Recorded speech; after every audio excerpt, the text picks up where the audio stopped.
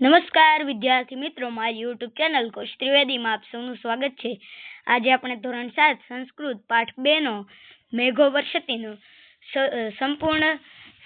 સંપૂર્ણ સમજૂતી કરવાના છીએ। તો વિડીયોમાં બના રહેજો।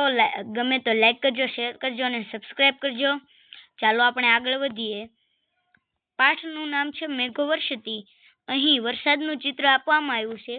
મેઘો વર્ષતી પ્રવહતિ નિરમ। વરસાદ વરસે છે અને પાણી વહે છે। ત્યુષ્યતિ કૃષક ગચ્છતિ ગોષ્ઠમ। ખેડૂત સંતુષ્ટ થાય છે અને પશુઓના વાડામાં જાય છે।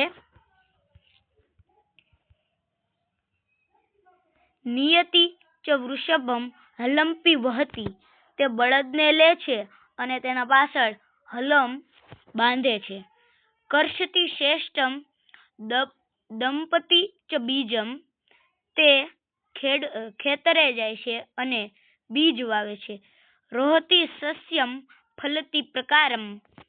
તે રોપે છે અને ધાન્ય ખૂબ પુષ્કળ ઉગે છે। ફલતી પ્રકારમ ભવતી સમૃદ્ધિ। તેને ફળ મળે છે અને તે સમૃદ્ધ થાય છે। મનુકુલમ વૃદ્ધિ, સારું થાય છે। આ કાવ્ય મહાબલેશ્વર ભટ્ટે લખેલ છે। આગળ જઈએ તો પાઠના ટિપ્પણી પર। વર્ષતી એટલે વરસે છે। પ્રવહતી એટલે વહે છે। ત્યુષ્યતિ સંતુષ્ટ થાય છે। કૃષક ખેડૂત। ગોષ્ઠમ પશુઓનો વાડો। વૃષભ એટલે બળદ। કર્ષતિ એટલે ખેડે છે। ક્ષેત્રમ એટલે ખેતર। વપતિ એટલે વાવે છે। રોહતી એટલે ઉગે છે। સસ્યમ એટલે ધાન્ય અને પ્રકારમ એટલે પુષ્કળ। અહીં વિશેષમાં આપ્યું છે મેઘો વર્ષતી એટલે મેઘ વર્ષતી।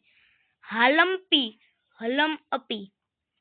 હાલંપી એટલે હલમ અપી। તો અહીં આપણો ધોરણ 7 સંસ્કૃતનો પાઠ 2 મેઘો વર્ષતીનું સંપૂર્ણ સોલ્યુશન થઈ ચૂક્યું છે। જો તમને વિડીયો ગમ્યો હોય તો લાઈક કરજો, શેર કરજો અને સબસ્ક્રાઇબ કરજો। મળીએ છીએ આગળના વિડીયોમાં અને સ્વાધ્યાયનો વિડીયો મુકાવવાનો છે, તો મળીએ છીએ બીજા વિડીયોમાં। ત્યાં સુધી વિડીયોને લાઈક કરજો, શેર કરજો અને સબસ્ક્રાઇબ